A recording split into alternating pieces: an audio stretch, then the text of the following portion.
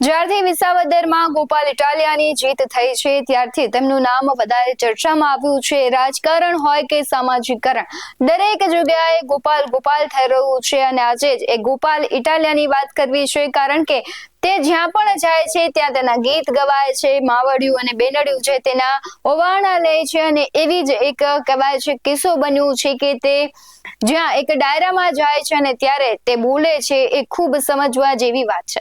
નમસ્કાર, આપની સાથે હું ભૂગુતિ વિશાવડિયા।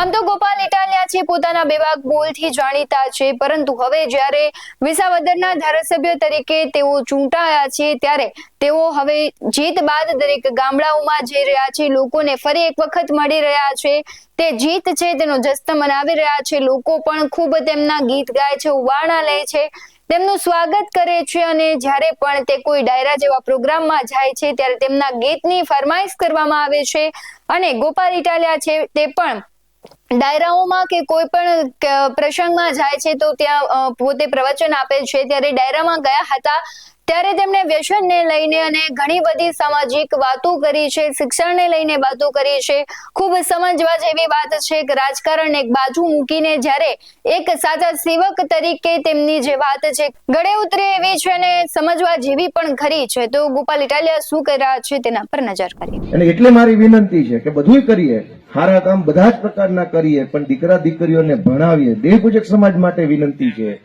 જે સમાજ છેવાડાનો સમાજ છે બધાને વિનંતી છે કે પહેલી પેઢી ભણશે।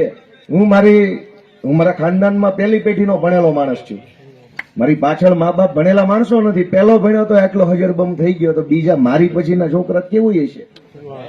જેની પહેલી પેઢીએ ભણવા મળે એનામાં તાકાત આવે, બળ આવે, અવાજ આવે, નાભીમાંથી વજન તો વજનદાર અવાજ નીકળે એનો। નાનો માણસ દબાઈ ગયેલો, સાહેબ જવા દો ને, સાહેબ જવા દો ને। અને જે ભણેલો માણસ હોય ખોખારો ખાન કે છે હું તારે ઈ કે ને ભાઈ, એટલો ફરક પડી જાય ભણતરથી। એટલે હું વિનંતી કરતો જાઉં બહેનોને ખાસ કે દીકરા દીકરીઓને ભણાવવામાં સંકોચ ન કરતા કોઈ જાતનો। અને સમાજમાં એવું થાય સારું ભણાવવાના જ પૈસા ન હોય, બાકી બધા ના હોય। કોઈને બીડી પીવામાં ખૂટે નહીં, કોઈને જે કઈ વ્યસન મુક્તિ કરતા હોય એમાં કદી પૈસા ઘટે નહીં, ભણાવવામાં કે ફી ના નથી એટલે પછી ન ભણાવ્યો। હવે કોઈને બીડી ના ઘટ્યા હોય, બીડી બંધ કરી દીધી, પૈસા નથી તો બંધ જ કરી દેવી, એવું નથી બનતું। પણ દીકરીની ફી ભરવાના, દીકરાના ફી ભરવાના પૈસા ન હોય તો કે કરો ભણતર બંધ, સંધેલ વળગાડો, ગમે કોઈક મજૂરી જાય, કોઈ ખાણમાં, કોઈ ફેક્ટરીમાં, કોઈ ફૂલ વેચે, ફળ વેચે, પણ એ નથી કરવાનું। એક પેઢી સુધી તકલીફ પડશે, એક પેઢીએ બહુ વેઠવું પડશે, બહુ સહન કરવું પડશે, હેરાન થવું પડશે, પણ પહેલી પેઢીએ ભણેલો માણસ આવશે, એની ત્રીજી ચોથી પેઢીએ તો વાત શું કરવી એવું। આમાં હું પોતે દાખલો છું, હું હજુ ન ભણ્યો હોત તો મારે મારા મા બાપની જેમ લાચારી કરવી પડે ને નમીન હાલવું પડે, અને નમીન ન હાલવું પડે સમાજ આખાએ, આપણા દીકરાએ, આપણી બહેનોએ, આપણા માવતરે તો ભણવાનું ને ભણવામાં વકીલાતનું ભણવાનું પહેલો રસ્તો આપણો બહાર આવવાનો ઈ છે। હાવ ગણિત ગુજરાતી વિજ્ઞાન ભણી લેવાની કોઈ મજા નથી, પણ કોઈ બળ મળે, તાકાત મળે। આપણે માતાજીને એવી પ્રાર્થના કરીએ। અમે તો રાજકારણના માણસ છે, જાજુ બોલાય નહીં, એક ક્લિપનો કટકો થઈ જાય એટલે વાયરલ થઈ ગયો। અરે જમાનો એટલો ખરાબ છે, કઈ બોલ્યું થાય એમ નથી। પણ સમાજને સાચા માર્ગે ચલાવવાની જવાબદારી કોની છે?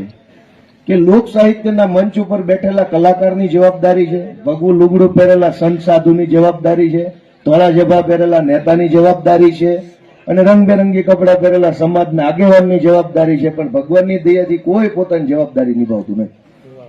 હવળા રવાડે ચડાવે છે, મારું થાય તો ભયો ભયો, તમારું જે થવું એ થાય। પણ હકીકતમાં બધાની જવાબદારી છે સમાજને સાચું બતાવે કે કયો રસ્તો સમાજના ભલા માટે છે, કયો રસ્તો ઉપર લઈ જાય ને કયો રસ્તો આડા પાટે ચડાવશે। અને એમાં નાનો સમાજ હોય, છેવાડાનો સમાજ હોય, આર્થિક રીતે સક્ષમ સમાજ ન હોય, ભણતર ગણતરમાં સક્ષમ સમાજ ન હોય, સંગઠિત ન હોય સમાજ, તો બહુ જોખમ વાળું છે। અત્યારે તો કેવો આર્ટિફિશિયલ ઇન્ટેલિજન્સ ને મોબાઈલ ને ટેકનોલોજી ને એવું આવ્યું છે, વાહે રહી જાવ તો બહુ લાંબો ગાળો પડી જાય એવો જમાનો આવ્યો છે। પહેલા હું હતું કે આગળ વધતા એ બે ડગલા આગળ વધતા, વાહે રહી જતા એ 2 ડગલા જ વાહે રહેતા। હવે આ ઇન્ટરનેટ ટેકનોલોજી રૂપિયાનો જમાનો છે, વાહે રહી જાય ને 200 વર્ષ વાહે રહી જાય, એટલું ઝડપી આગળ જાય છે।